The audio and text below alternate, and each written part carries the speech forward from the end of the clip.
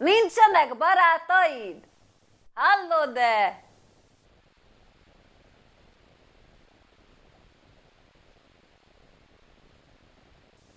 A Vojt Fritko a Kékfény esti külön kiadásába írjon rólad nekrológot, ha nem küldesz el még valakinek.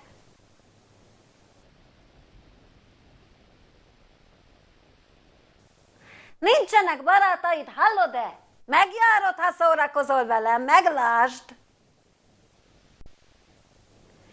Hívjon az öcséd apunak, ha megszakítod a sort, és nem küldöl tovább senkinek.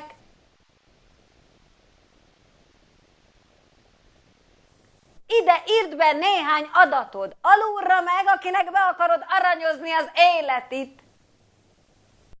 Mi van? Elfelejtetted, mikor születtél?